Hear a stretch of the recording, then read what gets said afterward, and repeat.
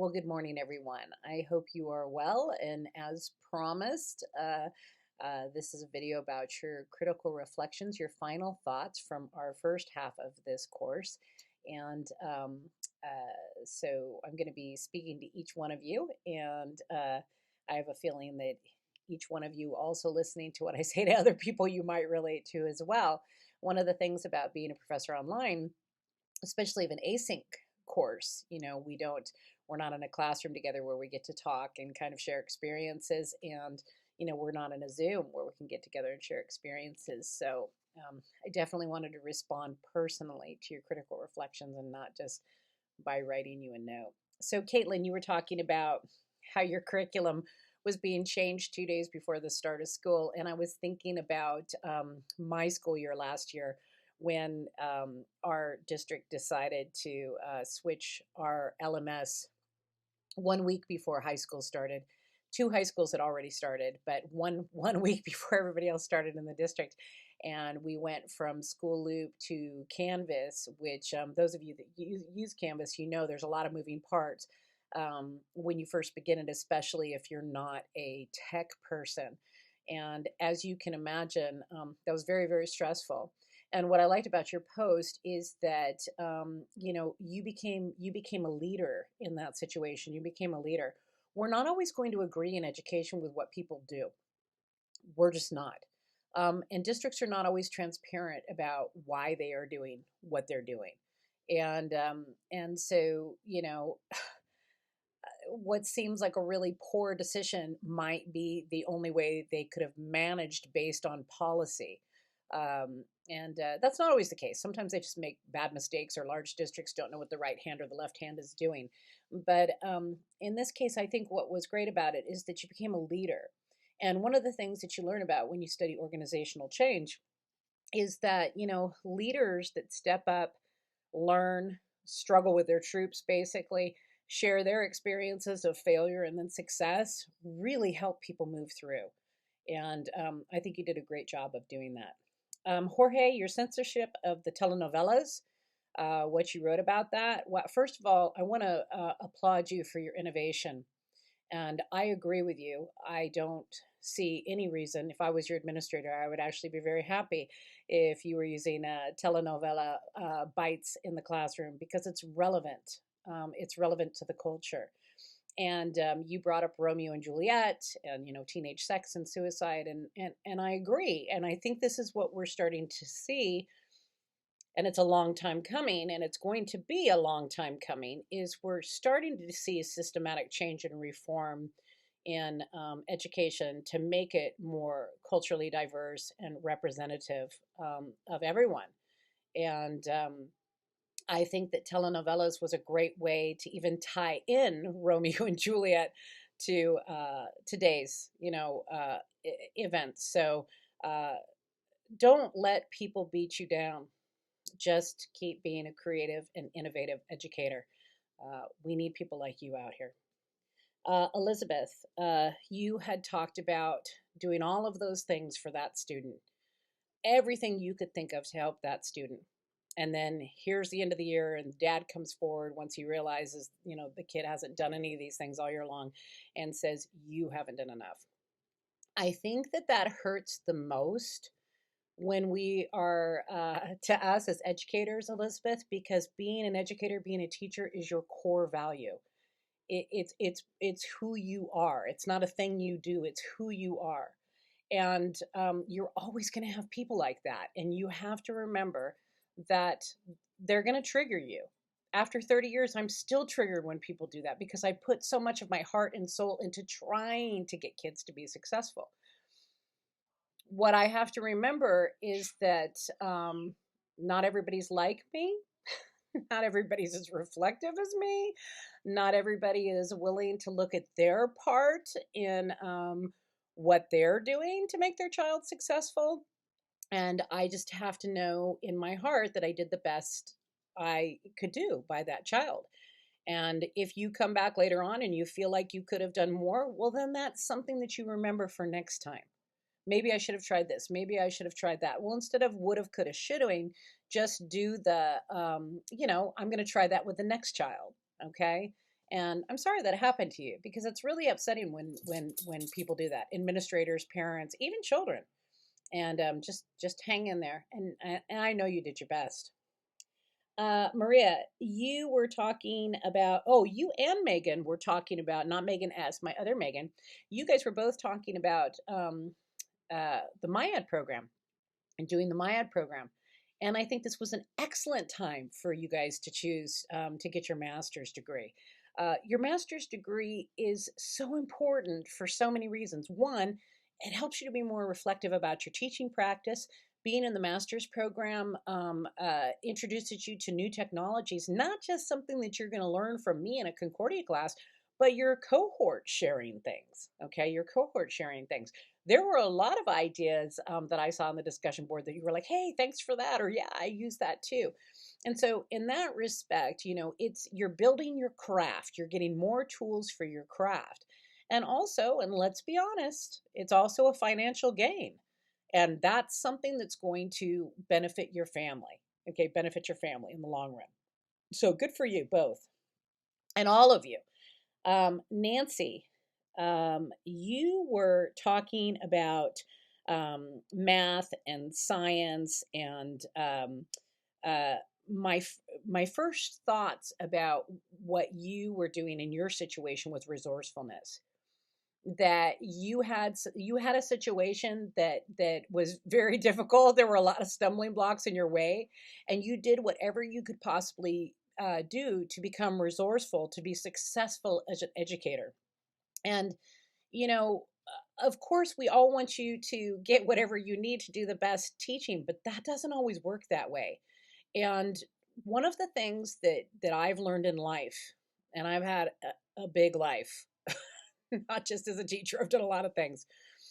What I have learned is that being able to pivot, and it doesn't mean that you're automatically going to go, oh, this is wonderful. But after you've had your moment where this sucks, this is what horrible, this whatever, it's that being able to pivot into, okay, that's the negative. I get it. I've had my moment. How can I move forward and make this a positive? It's not the whole life gives you lemons lemonade thing. I don't want to be that Pollyanna, but you do have to be resourceful in life, and you do have to be able to pivot. Otherwise, it's not going to help you mentally, physically, or your teaching. So I really appreciated your resourcefulness.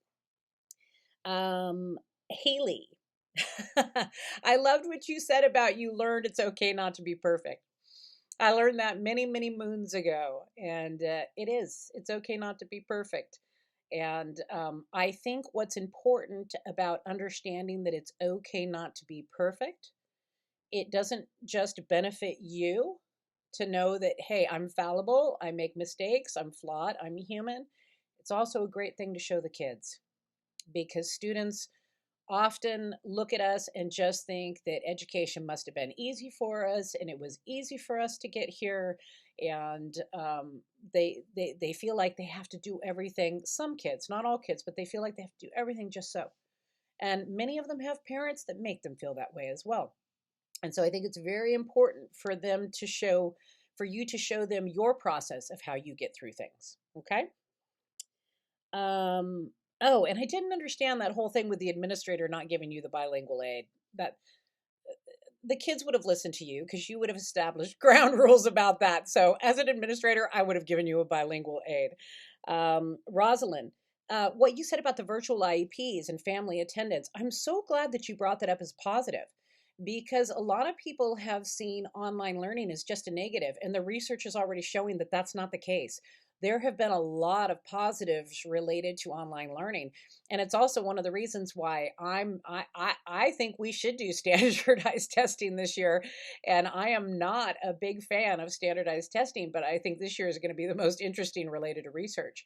What if standardized testing shows that nothing's changed from when they were in the classroom? Well, then we really need to look at what we need to do differently, don't we?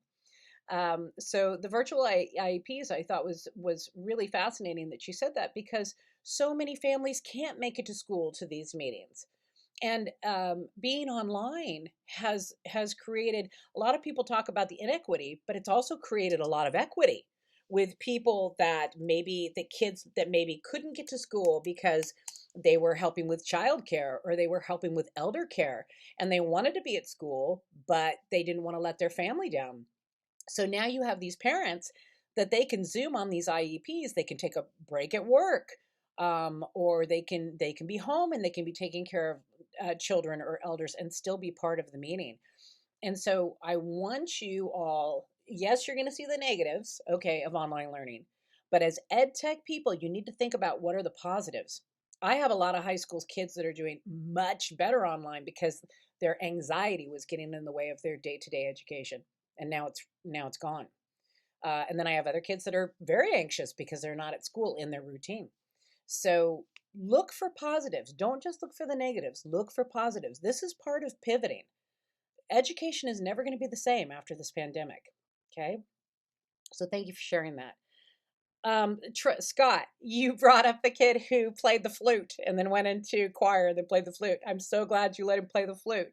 As a fellow musician, hey, I'm not great at every instrument, but I'm glad people let me play. And I like what you said about there shouldn't be a hard, fast rule, a blanket rule that each child, you should consider, if they can be moved about. And if we're really looking at like IEPs, like individualized education plans, or if we're looking at differentiating instruction, then there shouldn't be a hard and fast rule about going to choir or coming back to flute or whatever. You're supposed to be doing what works best for the child to make the child successful. And you did a great job. I love that you told him just hit those first notes. So well done. Trust your gut, just as you said, trust your gut. Christopher, you talked about robotics. My favorite line of yours was where you said the day of the event was comical when you got third place. And, my husband and I love to watch all the robotic shows, and it always goes terribly wrong, on the day of the event. And I think it's wonderful that you all placed. I know you would have liked first, but I think it's wonderful that you all placed. And I think, as somebody who does robotics, that maybe not being first was better because you learn from this experience. And inventors and scientists and tech people and musicians, we become innovative by these things that don't go right, that end up being comical. So great job there. Jennifer, adapting to your new job, just like Nancy, your resourcefulness and your willingness to pivot was commendable. And that's what we need to do.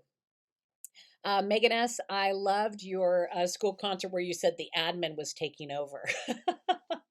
You set up this fabulous event, and then the administrator's trying to take it all over.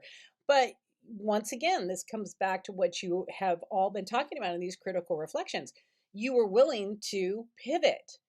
You could see why the administrator was trying to take over. You didn't like it, but you could see why. And you immediately, after the fact, came up with ways to streamline this event so that that wouldn't happen again. That's exactly what you guys want to be doing. That's what we want administrators to do, and that's what we want teachers to do. We want you to learn and adapt accordingly. Sorry, my deaf cat just decided to jump up and he didn't hear everything falling down.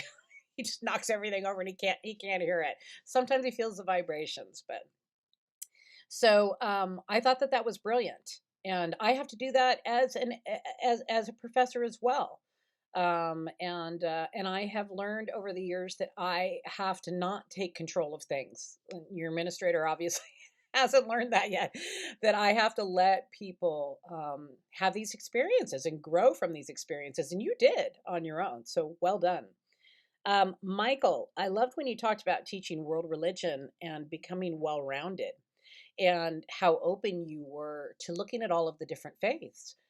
Because not everybody is open when teaching, and we all have a tendency to box ourselves in to a specific belief or a specific style of teaching or a specific historical story that we've heard and interpreted in a specific way. And I think that by teaching that new curriculum, it opened wide your mind again to possibilities in education and curriculum. And once again, that brings me back to talking about the MyEd program. That's what's happening with you right now. You don't have to change everything, but it's asking you to look back at your practice reflectively and decide if there's a way that you can improve. And I think you're doing that. Julie, you talked about new ways of connection to the art world, and I loved that. I think it's brilliant that you're looking at technologies and ways to open up that art world for students. There's so many ways now for students to be in contact with artists, musicians from all around the world because of social media and Instagram and so many wonderful platforms they can use to build their own websites. And, as far as musicians, I have so many young people that I know that have opened it wide open with music by using SoundCloud and social media to promote. And basically, the record labels of my past are obsolete. I mean, they're trying to be innovative and creative and come into this new wave of art. But it's really what you're seeing is an untapped market. It's an untapped market, and this generation of artists are embracing it. So well done. Okay, I think I got Jasmine. I think you were my last one. Hopefully I got everyone. If I didn't, please send me an email. Jasmine, back to organizational change. You were a leader in that situation, just like I was talking about, like, Caitlin and some of the others. You were a leader with your people. You took on the commitment to work with your fellow educators, and you showed them you cared. You showed them you cared. And in organizations, and you can think about this in your own district, the most important thing is making people feel like they matter, that they are valued, that they are respected for their knowledge within that organization. It's not the only thing that keeps people in an organization, but it is the most important thing. Now my dog's going after ducks. It is the most important thing. Consider that. When you don't feel valued in your organization, that is the worst feeling in the world. And you can look this up. This is the key of organizational change, making people feel valued, embracing their short wins, embracing the long wins, but letting them know, no matter what, whether you agree or disagree with them, that they are valued and that they are heard. So I want you guys to remember that. Okay. And of course, you are valued and I hear you, even though I'm not with you. And I'm at 18 minutes, so I am stopping. Be well. Know that I'm thinking of you. You're all doing a wonderful job. Thank you for being so honest and reflective in your critical reflection, and have a wonderful work week this week. Bye bye.